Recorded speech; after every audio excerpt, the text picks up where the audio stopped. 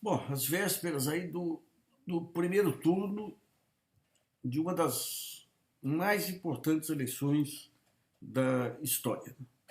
É algo talvez mais drástico aí do que o que ocorreu no final dos anos 80 aí, com a eleição do Collor. Né?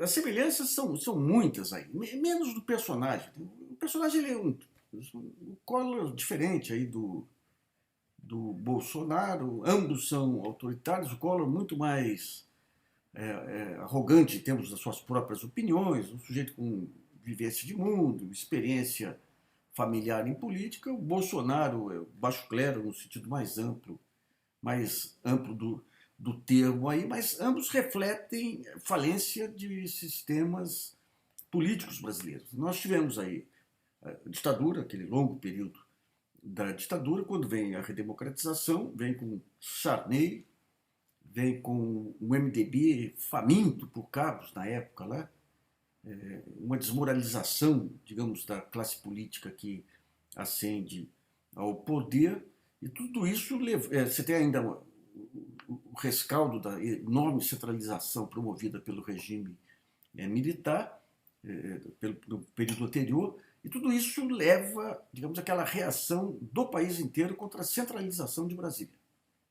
Quando surge o Collor aí, em cima do discurso de Margaret Thatcher, de Reagan, e acaba levando as eleições em cima dos poderes que estavam começando a se organizar. Né? De um lado o PSDB do Mário Covas, de outro o PT do Lula.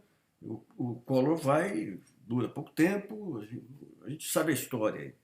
O Bolsonaro ele tem a história mesma nesse sentido. O Collor ele era muito mais consistente, digamos, na, na visão liberal dele do que o Bolsonaro. O Bolsonaro é um bruto, né? Um bronco. Né? É um bronco. E o Bolsonaro, assim como o Collor também, ele não tem nenhuma vinculação com as outras estruturas de poder que ampliaram seus poderes nos últimos anos aí, como o Poder Judiciário, o próprio sistema militar, o próprio Ministério Público. Né? O Bolsonaro ele representava, digamos, o chamado baixo clero da Câmara. Aquele pessoal que nunca pitou, que sempre era conduzido pelos outros. Ele tinha lá os seus arroubos, as suas grosserias e tudo que o distinguia dos demais, uma carga de preconceito monumental. Mas quando vem o impeachment, aqueles discursos dos deputados, se percebeu que esse tipo de pensamento era majoritário dentro do Congresso. Né? O baixo clero era baixo mesmo. Né? E o que o Bolsonaro fazia era ter a coragem de externalizar aquilo que os outros guardavam para os seus gabinetes. Aí, né? Mas o pessoal baixo mesmo. Né? Agora, ele não tem nenhuma vinculação orgânica aí com partidos, o partido dele não existe, não tem com o Poder Judiciário, não tem com o Ministério Público, não tem com as Forças Armadas, embora se tenha sido votado pelo, pelo Exército e pelos militares nesse período. E é muito interessante o apoio dado a ele pela filha do Eduardo Cunha. Nenhuma surpresa. Surpresa é a imprudência. Não, não é imprudência, ela quer ganhar voto em cima disso. Né? Mas o Eduardo Cunha, ele se faz dentro, monta a força, ele, Temer, Padilha, lá atrás, com o Fernando Henrique lá atrás, com esse poder de cooptar o baixo clero. Esse poder passava por arrumar algum financiamento de campanha para o baixo clero, atender as demandas. E esse poder ganhou uma dimensão estupenda quando a economia explode aí no período Lula, Dilma, Petrobras vai lá para cima, eles conseguem os cargos na Petrobras com uma injeção de dinheiro inédita. Né? E essa injeção de dinheiro é usada para a bancada do Cunha, para ajudar na bancada do Cunha e permitiu o impeachment. Né? Aliás, passou incólume aí. Né? O Ministério Público, Lava Jato, queria só saber do PT especificamente, né? E de alguns luminares aí do PMDB. Agora, quando começar o dia a dia, o que vai acontecer no Judiciário, Polícia Federal, procuradores, promotores? Vai acontecer mais de uma noite de São Bartolomeu. O país hoje está sob abusos constantes sendo cometidos em vários cantos do país por promotores, delegados de polícia civil, delegados de polícia federal, sob o beneplácito do Supremo e do que veio acontecendo com a Lava Jato. Foi um liberou geral. Eu comecei a levantar outro dia uma relação de abusos cometidos por juízes e promotores aí em diversos lugares, é uma coisa horripilante. Não basta lá o que fizeram com a Universidade de Santa Catarina, o que fizeram com a Universidade Federal de Minas Gerais.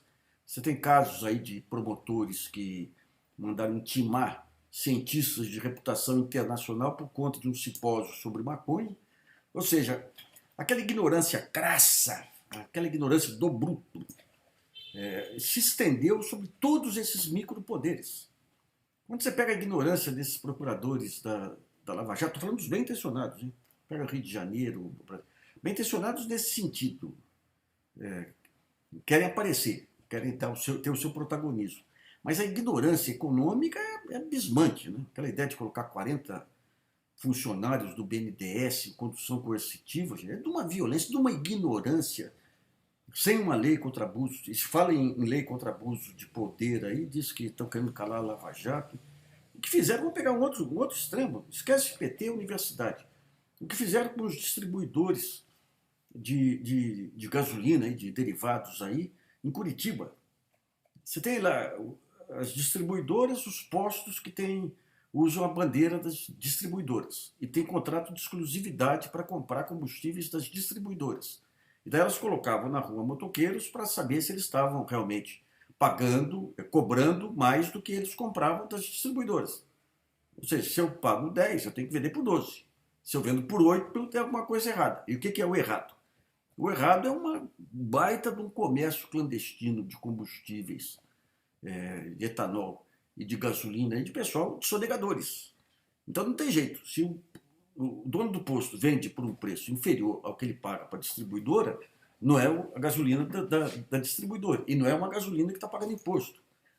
Então você pega a Polícia Civil lá, convalidou aí esse golpe dessas distribuidoras clandestinas. Algumas delas ganharam uma dimensão forte aí, passaram a ser grandes anunciantes de jornais, e o caso morreu.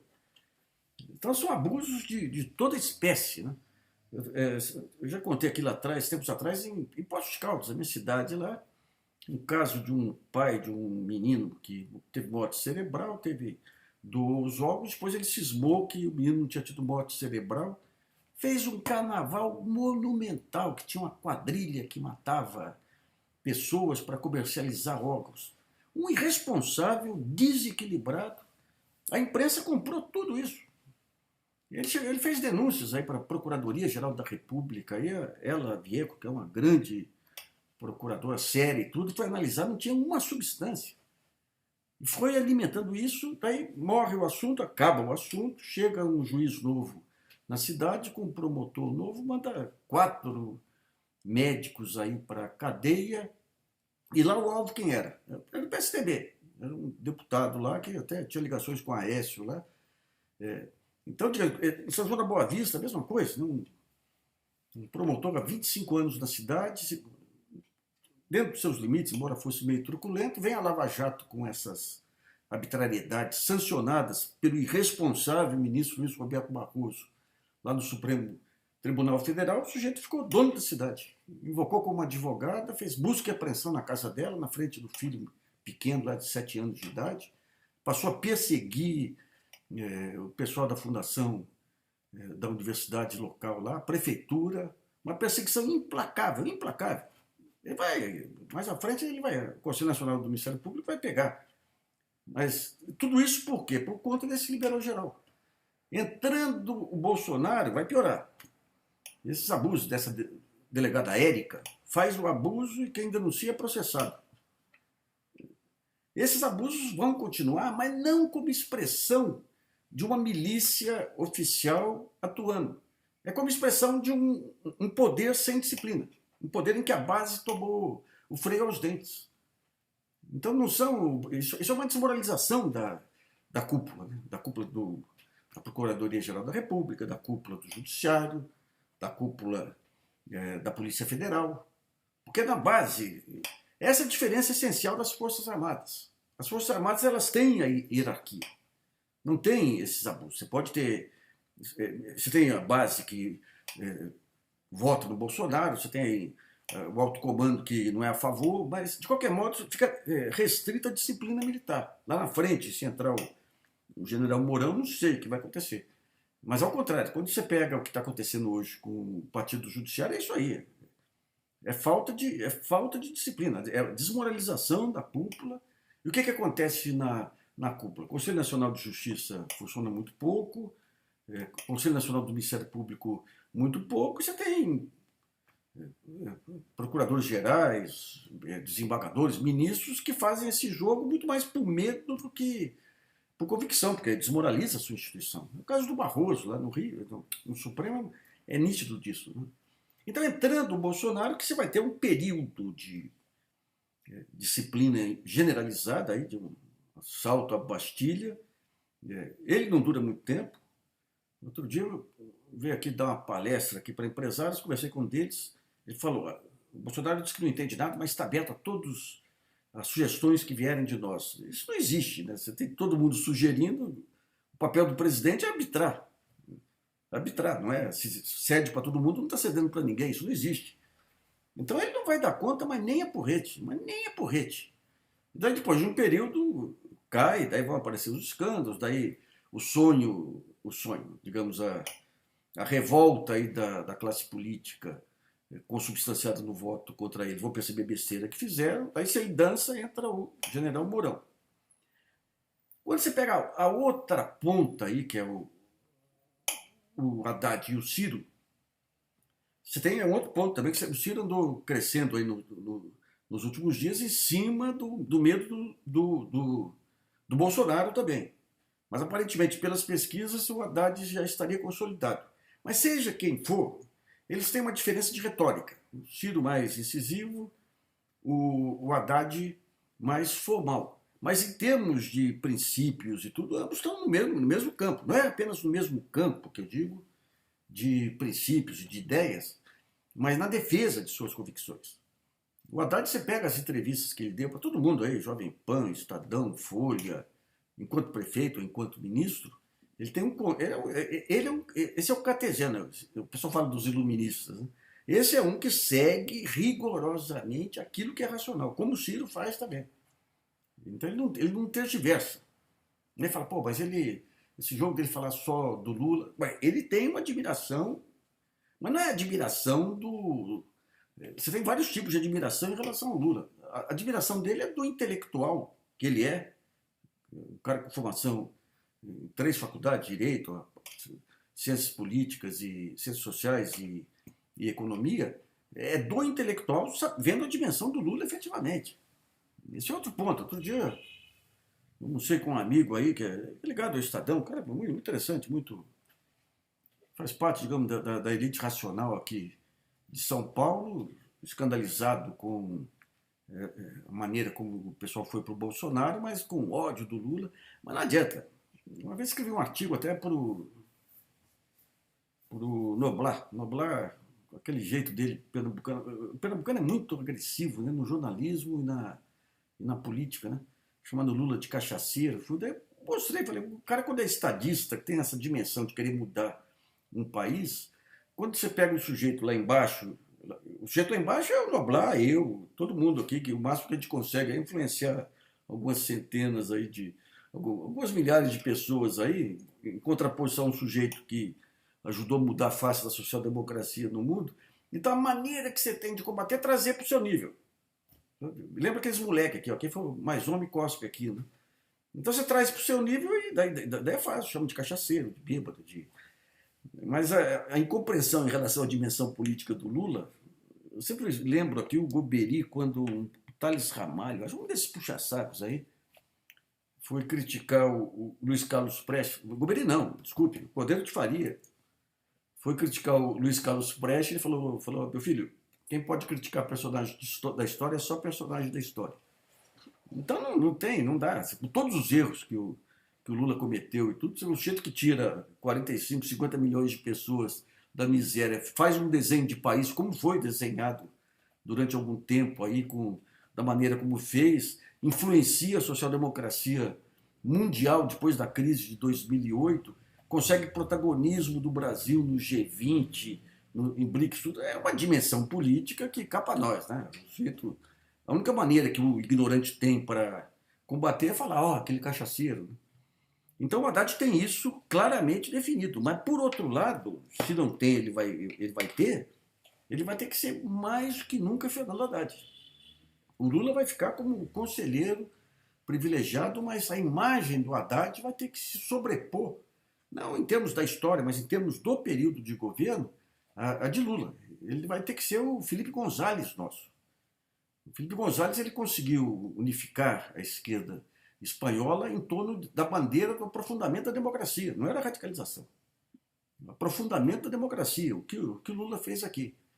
E agora com o antipetismo e o antilulismo chegando aos níveis que chegaram aí de irracionalidade, para superar isso, o Haddad vai ter que fazer um governo com composição ampla. Os setores mais racionais do PT perceberam isso. Ele vai ter conflitos que ele teve aqui com o PT na própria prefeitura. Outro dia eu estava conversando, agora há pouco, aí, com um conhecido aí que prestou serviços aí para a prefeitura, empresário, não tinha nenhuma relação com o PT. As primeiras casas que foram feitas aqui, ele falou, pô, o Haddad chama o Boulos lá e entrega para o movimento sem tetos. Esse é o Haddad ultra radical que a Globo tentou impingir aí, né? Então, digamos, essa visão de agir com os atores sociais vai ter que ter uma visão um pouco mais pragmática em termos de partido também, que é a base dele.